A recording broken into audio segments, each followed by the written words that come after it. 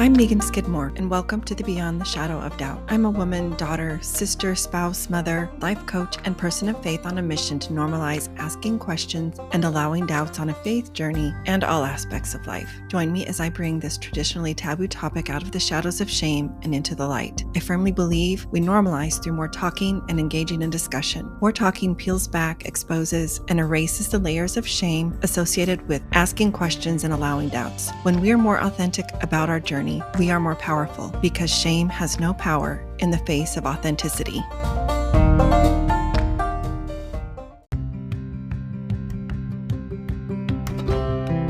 First Friday's free coaching, a confidential group to bring all the questions, vent frustrations, share fears, express doubts. Navigating a new and uncertain reality is hard enough. Let's remove the worry of judgment from others. In this group, I will help you help yourself so that you can be there for your child, family, loved ones, and for you too. Click the link in the show notes to sign up. You must complete the agreement.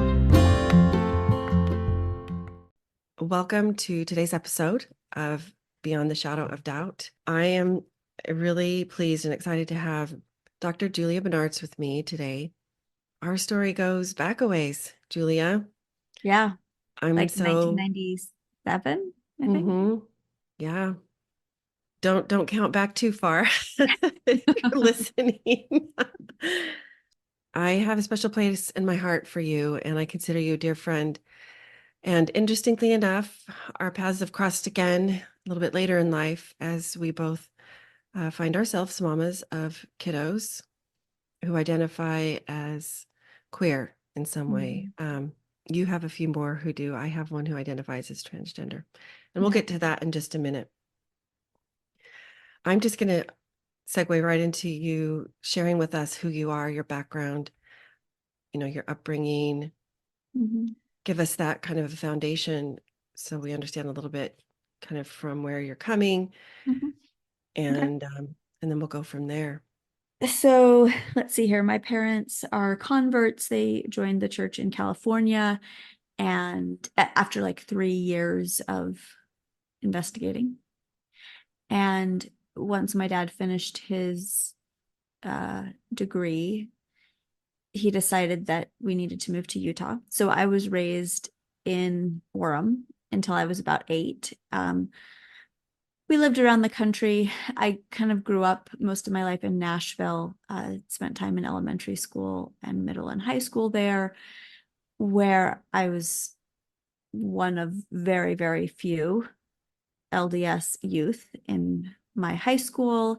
My family was kind of the young men's and young women's program.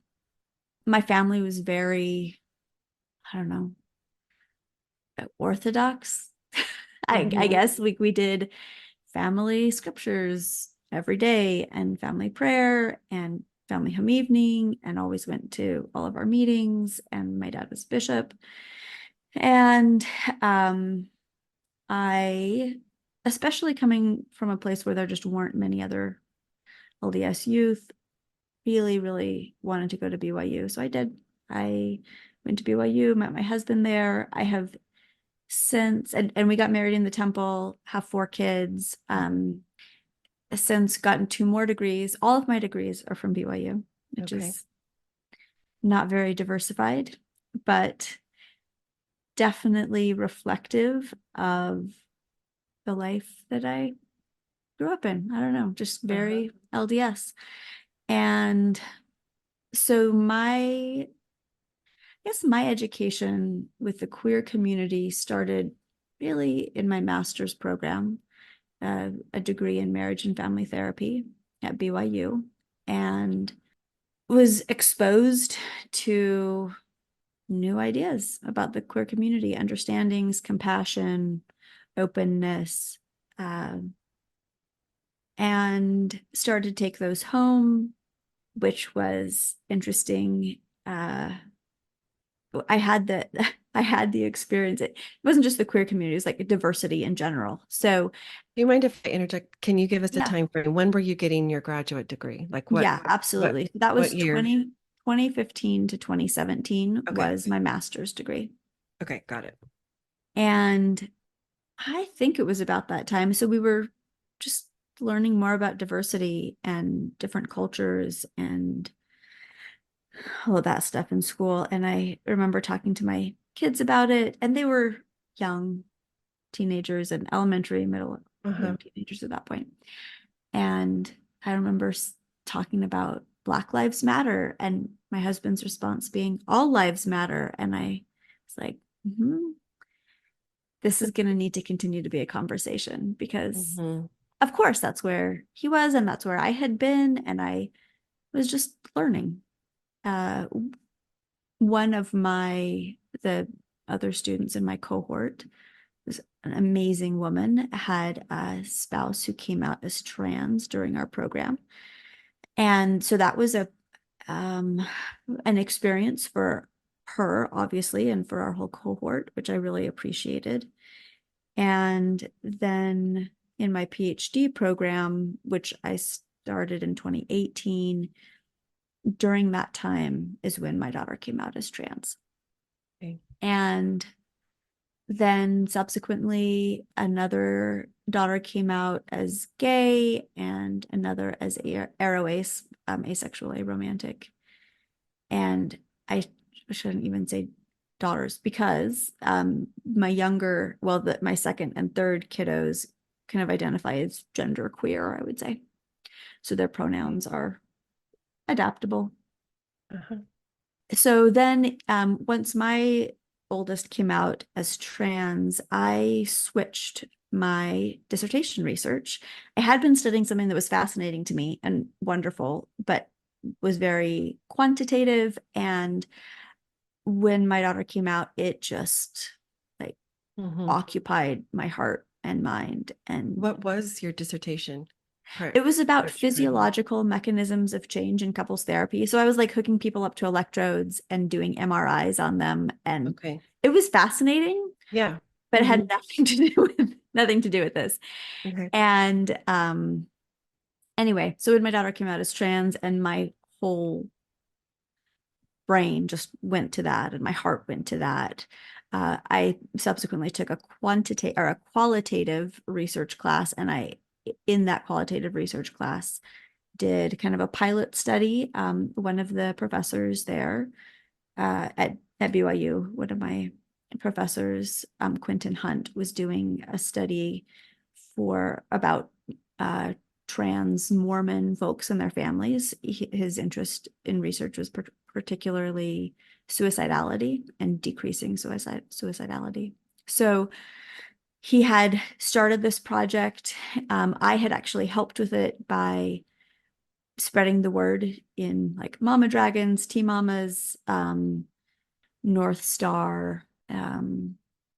I'll Walk With You, just like these Facebook groups for parents of queer and trans kids who were LDS.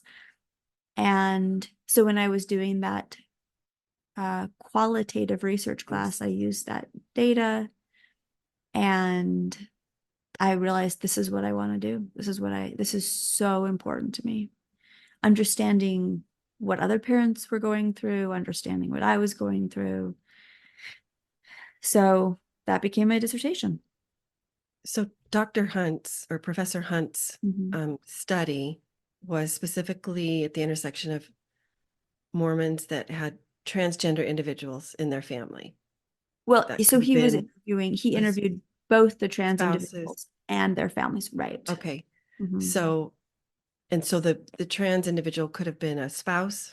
It could have been a child, Yep, a sibling. I a helped with some of sibling. those, and one Okay. sibling. Or, okay. Yep.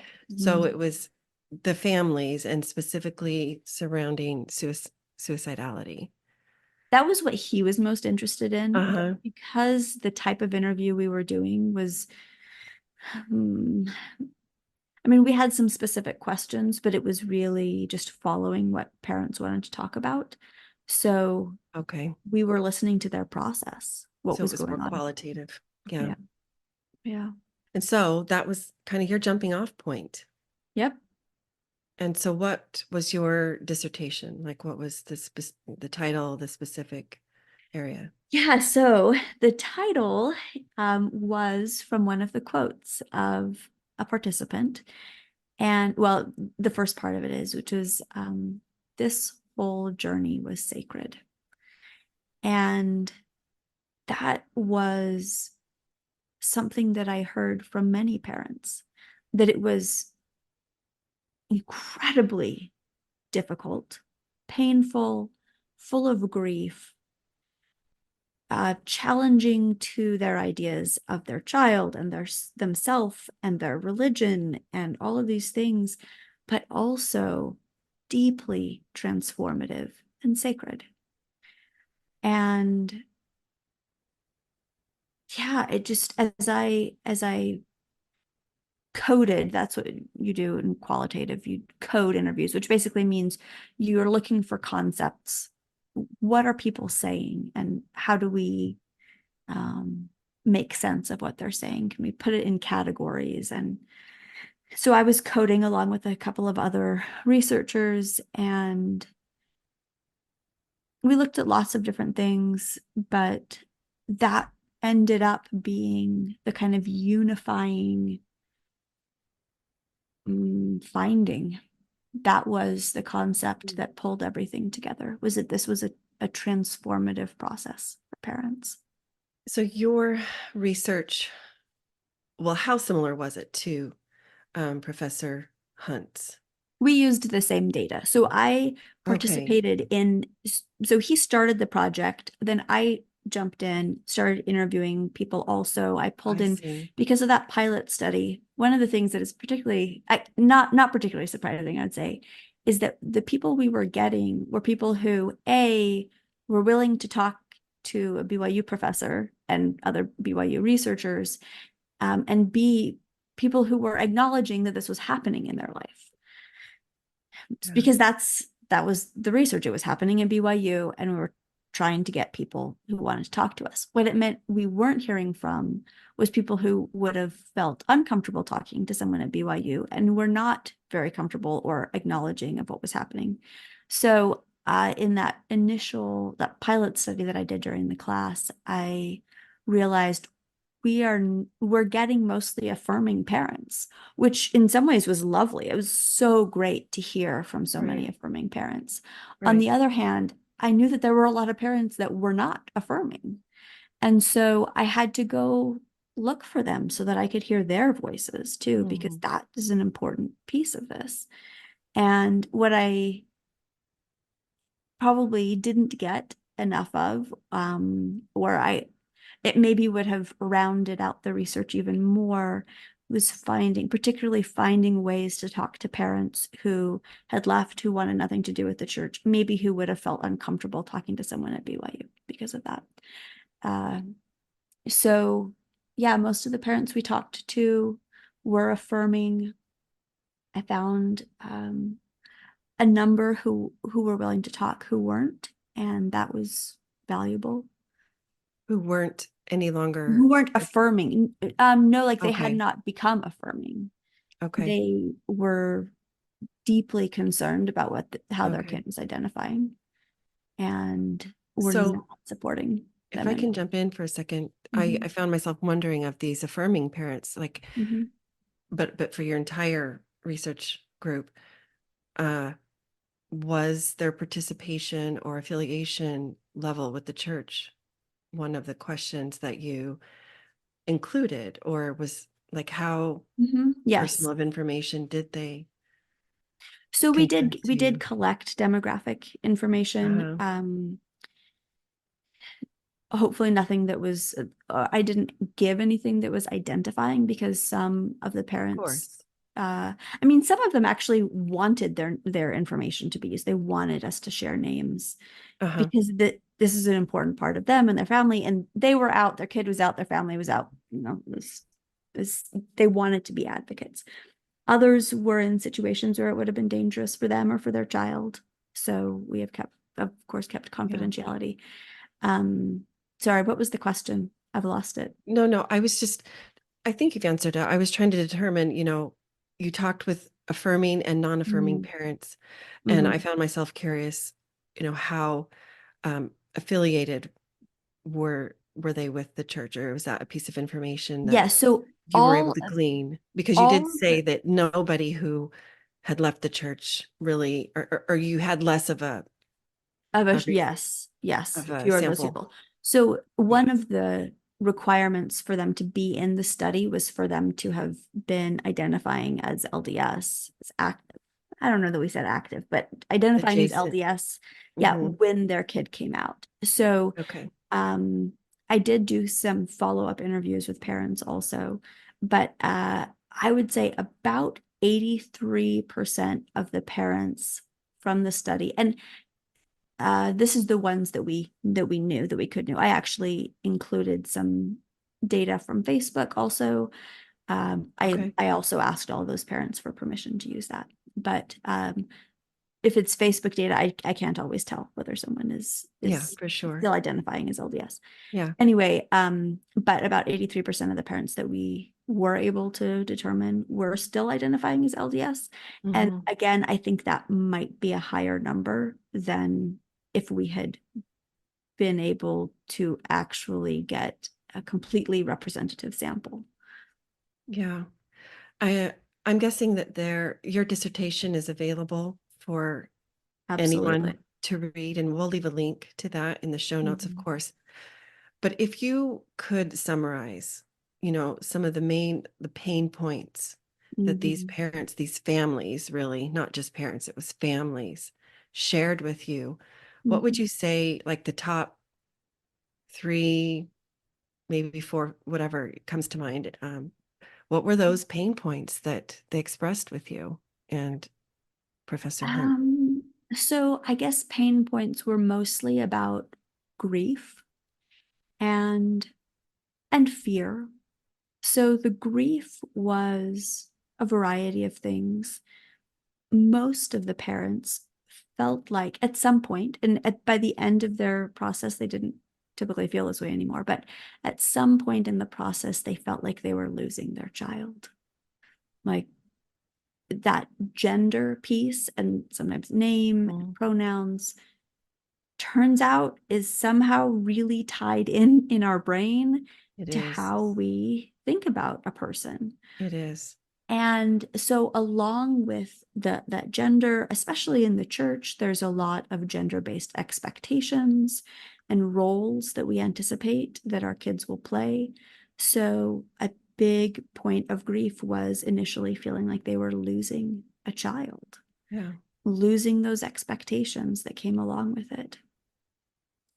Another point of grief was having some of what they had held to, felt very certain about in terms of religion, be in question now. Hmm. I heard from some parents who had left the church, but the mom said, I believed that everything I heard over the pulpit was truth. Like it just is truth because it's coming out of the mouth of an apostle or a prophet. And so when I heard things stated that I knew were not true, and I knew it because I knew my child, I knew Mm, what my child's experience was. And so I knew what they were saying was not true. That was devastating. hmm. And other parents have talked about similar experiences of they needed to start to see with more nuance. They needed to see that people who are in positions of authority did not necessarily know everything, and Hmm. that things that they were saying were not only not true about these kids, but could be very damaging to their child. And so that process of losing some of the certainty, the clarity was a pain point for parents. That also transformed into something that was beautiful, but we can talk about that in a minute. Yeah. Another pain point was fear for their child. And that could be because they saw their child's mental health be so, So this is like mortal fear. yes, it could be like suicidality. Yeah. Um, but there was also fear like, am I am I losing my child to Satan? Yeah. Am I losing a eternal relationship with my child? Mhm. And and then of course also the fear of like, how will people in the world treat my child? Yeah. Are they going to get bullied? Are they going to get hurt? Um are they going to be able to have a happy, productive life? Yeah. So those were a few of the main pain points I heard. Appreciate you sharing that with us. I think until you are thrown into this space, I don't know if I want to use the word thrown, until you are in this space, Mm-hmm. you do, I guess, skin in the game, we could say. You Mm-hmm. don't consider a lot of these things. You really do not. My hope is that in your sharing and then in the reach through the listeners of this podcast, um, it's a less threatening way to learn this type of information, Mm-hmm. to hopefully open your heart and be willing to consider uh, an experience, although not your own, but that is nonetheless still very real and very valid Yeah. for those out there that are in your communities, your family communities, your faith communities, your civic communities, meaning like in your neighborhoods and your schools. Um, I loved what you said. You shared how one of the parents, you know, when you're when you are raised in a conservative faith and you are one who, takes very seriously this idea of doing what's right, being obedient. You use the word orthodox. You really do believe everything that is said and Yeah. taught from those that we see in authority. And I completely understand this parent. You said they talked about how uh, when they heard things that were stated over the pulpit that they knew weren't true because of their own personal experience, because they knew their child. Yes, it's devastating. Your foundation just absolutely crumbles, or Yeah. at least it starts to, with big, gigantic cracks, Yeah. gigantic. And that's scary when you have been used to finding what you at least understood up to that point, finding peace in certainty. That's Right. very, it's frightening. Right. And it really challenged parents to reevaluate foundations and Mm-hmm. to find foundations that were strong in the storm, which of course was Christ, could be a relationship with God. Those really got refined, I would say. Parents said they understood so much better as they let go of certainties, with air quotes certainties, or black and white thinking, Mm-hmm. and were open to understanding God, understanding Christ, understanding their child in new ways. Then love became much more real. It has been fascinating to me to the ways that I have relearned what that word means. And I keep relearning it and maybe expanding upon it is a better way to put it. Mhm. Um, it really is at the core of so much of this. It's so profound that words fail me when I, try to verbally express just how important and how foundational love really is in all of this.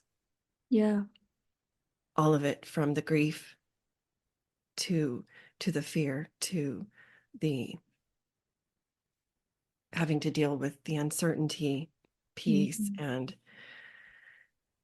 and then I'll throw in trust, that parent experienced a real betrayal of trust, really, from who they had formerly seen and honored and heard as authorities. Not that the person of authority did it on purpose, but it was still something very real that parent experienced.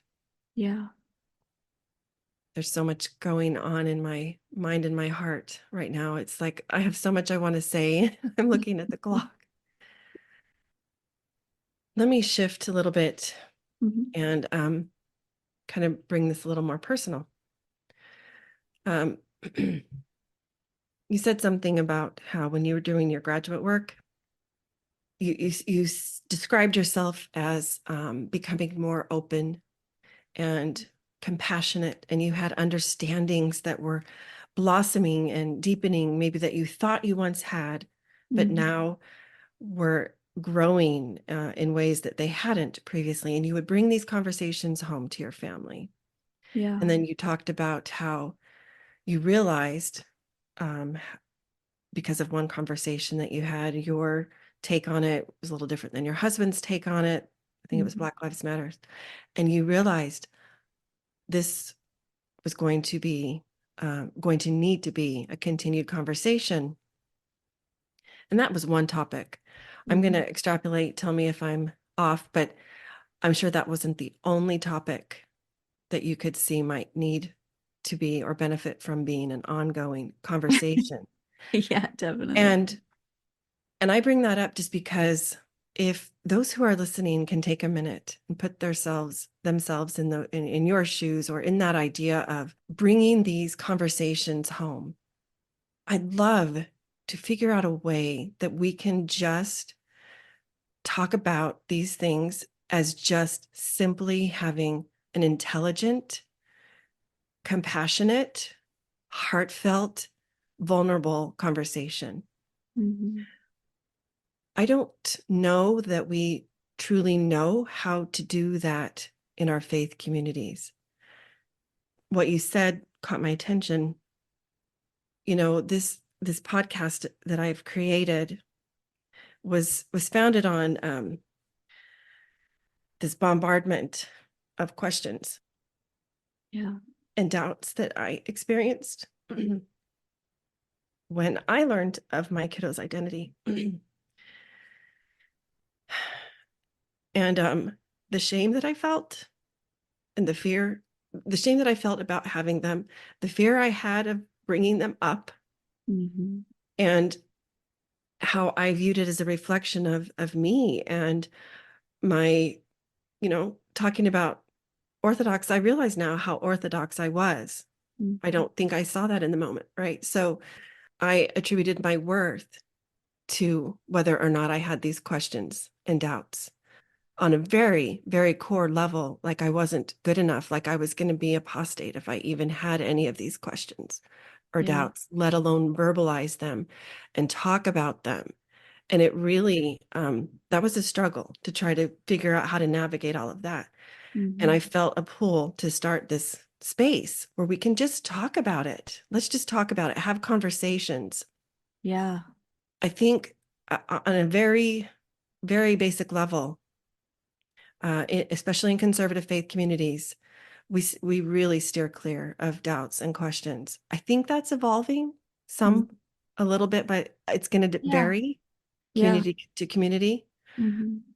But I'd love to hear your thoughts about that, and it can be your personal experience, maybe in your work, just shedding that shame of Mhm. questions, of having questions, and allowing doubts on a faith journey. Yeah.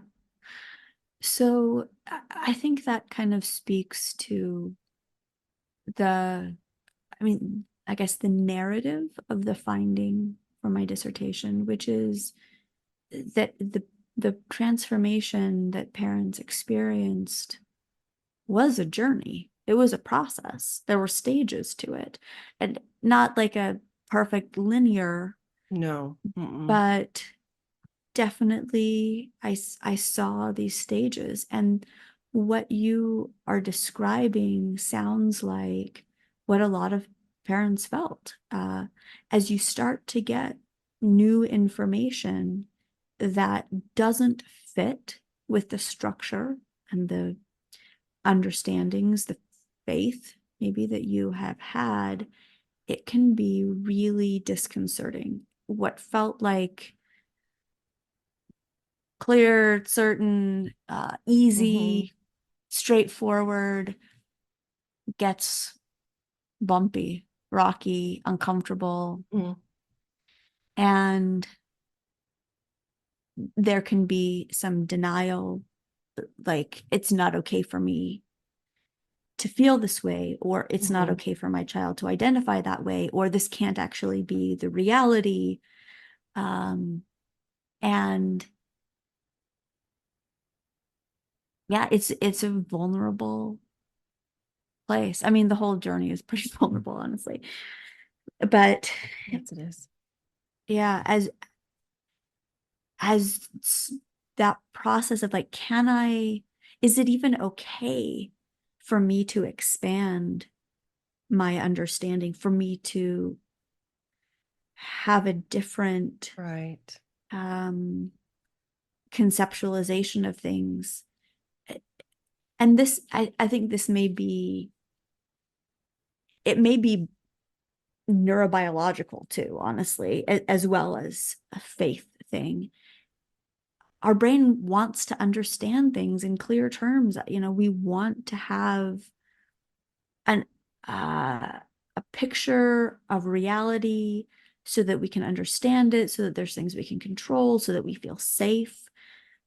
That's kind of unavoidable as humans. And so having there be disruptions to that structure is disconcerting. And our brain will kind of, I don't know if it fights back, or I don't know the right term for that, but it's hard to make those changes. And that shame that you talked about is like, something is wrong with me for doubting this structure. And it can feel viscerally wrong, as your body and your brain are just like, no, no, no, no, no, no, not okay.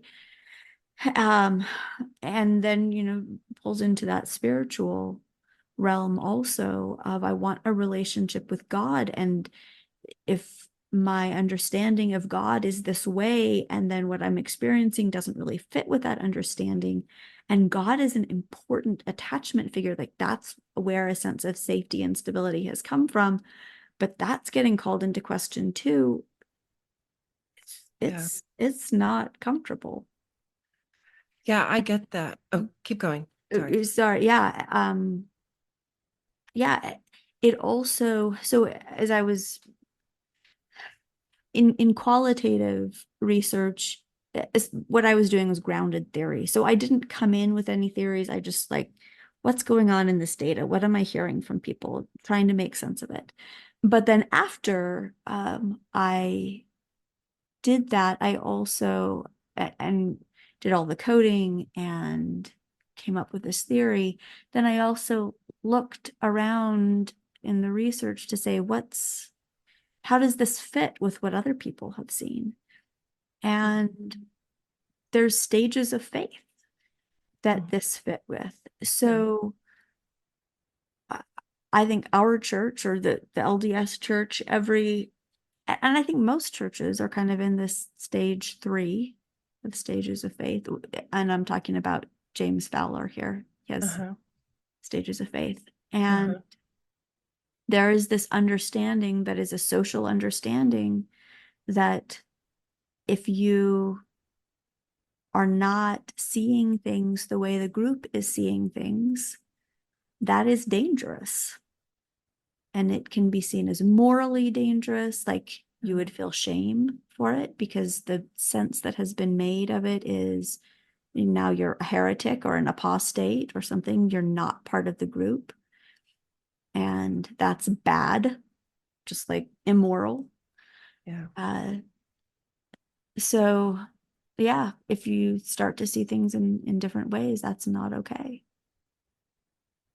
But that's not the only stage of faith.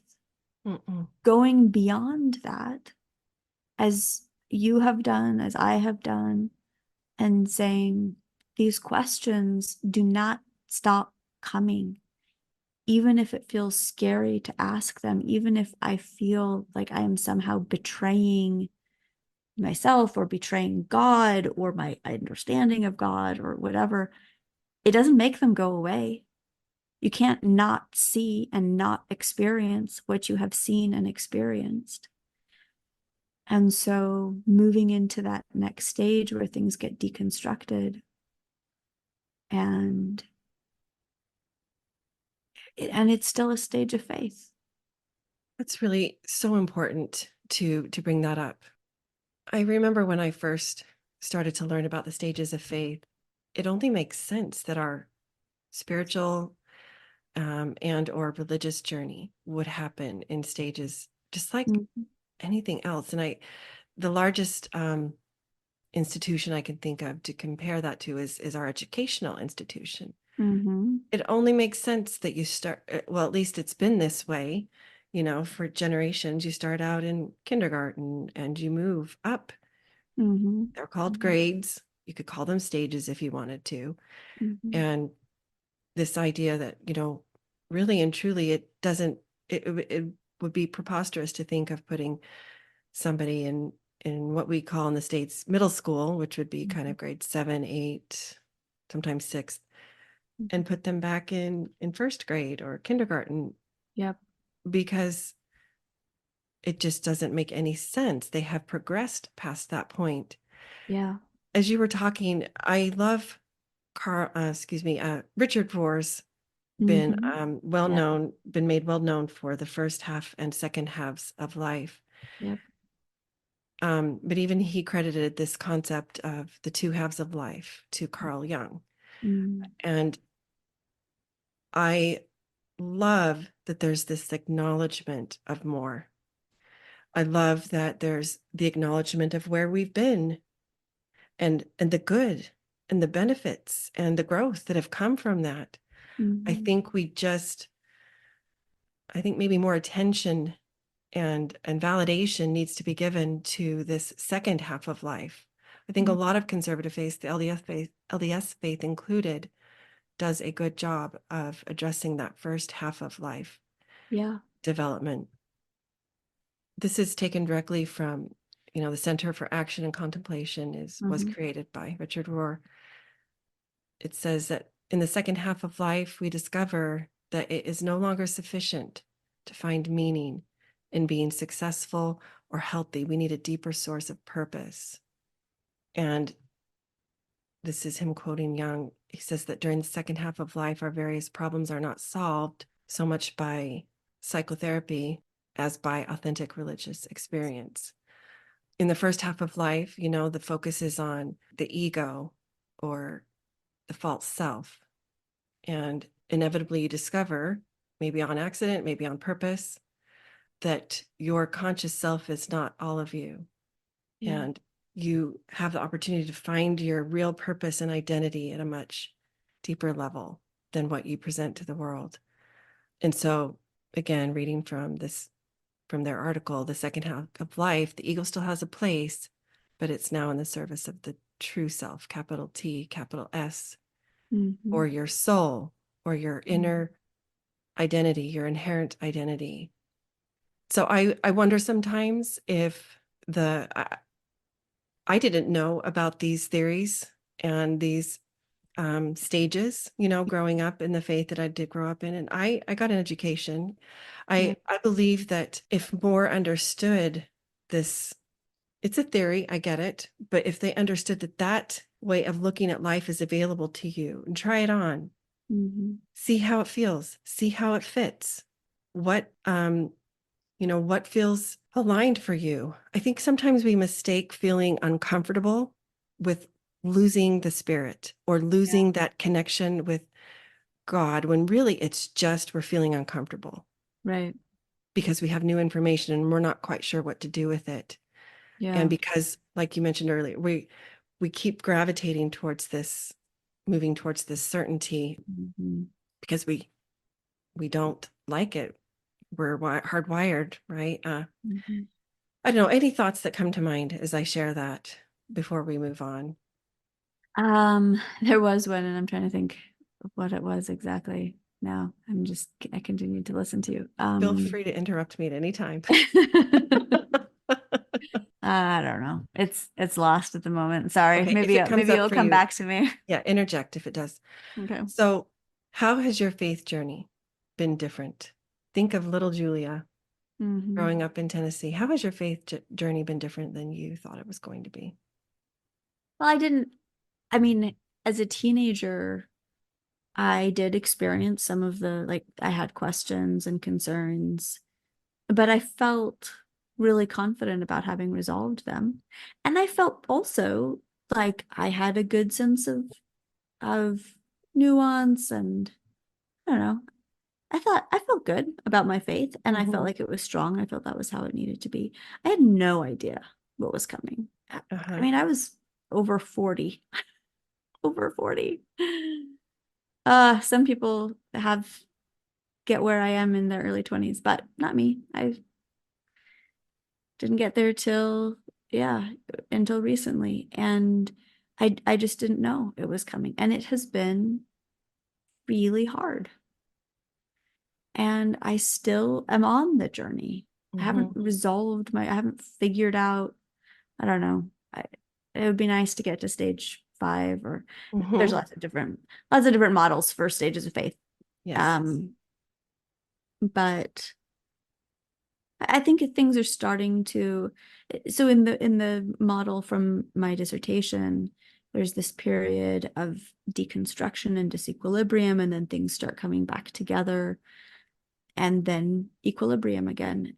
And that Mhm. I Mhm. realized after putting it together fits with Jean Piaget's stages of schema adaptation. Anyway, I definitely feel like I'm at the end of the accommodation stage.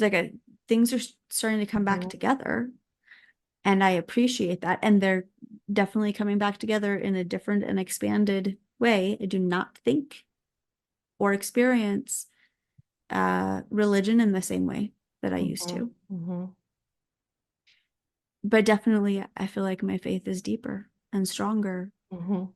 broader, say a lot I would broader agree with than that. it was. I feel the same.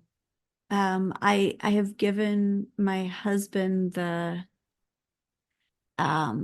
visual of, I feel like I was in a greenhouse, you know, nurtured in this nice little greenhouse. If I'm a plant, all of my symbolism comes back to trees for me. I don't know. If I was ever gonna get a tattoo, it would be a tree. That I would be love my thing, that a so tree. much. I love that. So, started off in this lovely greenhouse, and um having this experience of my kids coming out. I guess also probably because it was happening simultaneously, of being a therapist and seeing how much more there is to people's experiences than I Mhm. had realized in that Mhm. isolated or insular, sweet little greenhouse. I don't know, but I feel like I grew out of the greenhouse and I broke the top off of it, and I'm Yeah. still growing. And That's a really fantastic analogy. I love yeah, plants. I love to garden. That one really resonates. yeah. So my roots need to be deeper and wider than that greenhouse, and my branches need to expand up and above and beyond that. And so seeing how that grows. I love it. Um, I'll just conclude with the question I like to wrap up with, and that is, what does it mean to you to live beyond the shadow of doubt?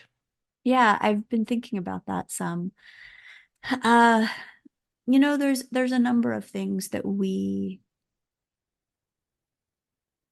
tend to think of as dark or shady, shady, throw shade on, like anger and Uh-huh. Uh-huh. stuff like that. And I think we throw shade on doubt too. But doubt is one of my human capacities. It's a It's Mm. part of the resources that I have to look and to see, to doubt, to question, to challenge. And I don't want doubt to run everything, obviously. That's, I want that my core self, my best and truest self, my divine self to be the leader. But if I was to ignore doubt, then I'm not using all the capacities that I have. And so I don't throw shade on doubt. So that's kind of beyond the shadow of doubt for me. I use it, I appreciate it, I welcome the input that doubts have. And I also don't let it run the show. I look for things that feel right and that fit and are true too. So I don't know. I guess that's kind of where I am with. I love that. That's perfect. That's a great answer. Love it so much. We have been blessed with your insight and wisdom. Um, any final thoughts that you would like to leave with us that you haven't had a chance to share throughout this I could just conversation? talk to you for so long. So, but I know. nothing in particular. I don't know. Yeah. Um, I will, if you would like to take the opportunity to share, you're speaking at Women's Conference in Oh about yeah, a month. that's right. Yep. Beginning of May. Hmm. I'm speaking on a panel with a couple of other amazing women who are also in this sphere of the intersection of LGBTQ and LDS. And it's a sort of Q&A. They gave us the questions ahead of time and said, answer these Okay. questions. So yeah, we'll be sharing some of our experiences, answering some questions that the moderators of Women's Conference thought were important. I'm And so happy to hear this. Yeah. awesome. Mhm. So that's the first weekend of May. Yep. Okay. First weekend of May. It's been amazing to have this time with you. I feel the same. I don't know that I could ever have too much Yes, I'm conversation so with grateful you. for our friendship, Megan. I You're know, I awesome. am too. A lifeline, literally. Well, just for fun, quick few questions. I'm Mhm. just looking for 1 or 2 word answers so our Okay. listeners can get to know the other sides of Julia. Tell us your favorite book. You're going to have to really narrow it down. If you want to tell us Well, a what I few, that's decided is fine. that asking my favorite book is like asking who's my favorite friend or my favorite child. Like, it's not a fair question. Okay, Whatever, I let's. love it. I just love all of the books. I Yes, love you all do. of the One of learning. my favorite memories of you is we studied abroad together in Uh-huh. London. That's where you and I first met. Yep. And I remember you telling me once, probably on a bus ride, how you were the kid growing up where your parents would scold you for reading too much on Yes. the weekends rather than maybe Yep. going and hanging out with friends. Yes, totally. Okay, are you an introvert or an extrovert? I think of myself as an introvert. Um, but when I'm down, I definitely need people too. So, Yep. And what about your favorite artist?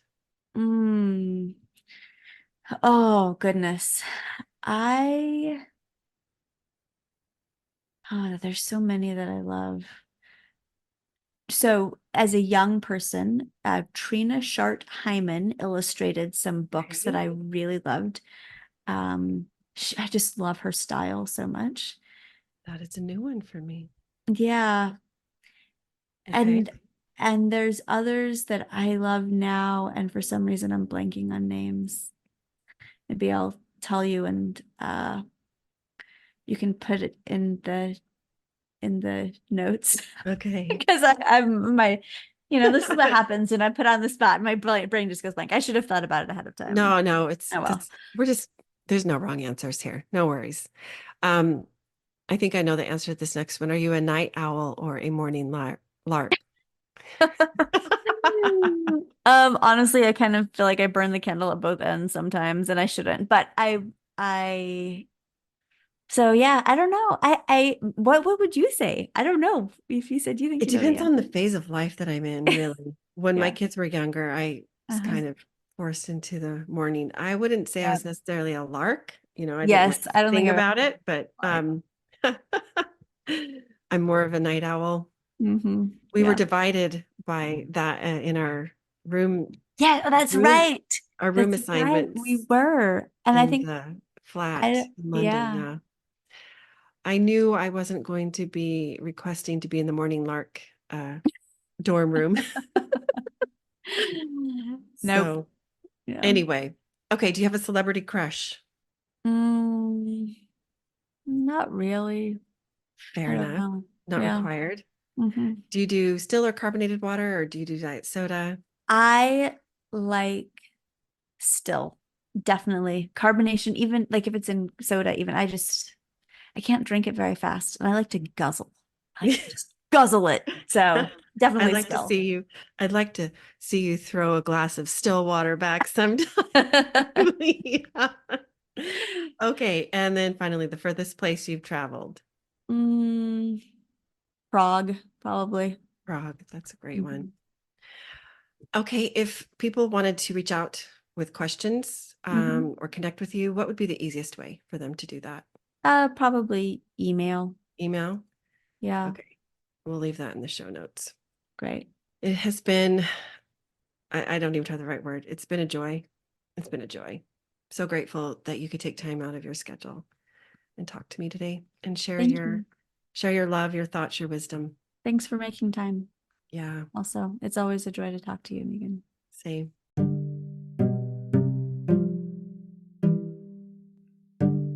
Hopeful Spaces is a Dallas Hope Charities component of Hopeful Discussions, sponsored by Mercedes-Benz Financial Services USA. It's a free monthly parent, ally, or caregiver support group facilitated by Megan Skidmore Coaching. Email chc@dallashopecharities.org for more info. Beyond the Shadow of Doubt podcast is a proud member of the Dialogue Podcast Network, which is part of the Dialogue Journal found at dialoguejournal.com. Founder Eugene England was a Mormon writer, teacher, and scholar who wrote, "My faith encourages my curiosity and awe. It thrusts me out into relationship with all creation and encourages me to enter into dialogue. My hope is that this podcast is an extension of that vision." Visit meganskidmorecoaching.com to find this podcast and additional free resources, including the link for a complimentary coaching session. Follow me on Facebook or Instagram for more or to send me a DM. Help the podcast grow. Please follow, review, and share with a friend.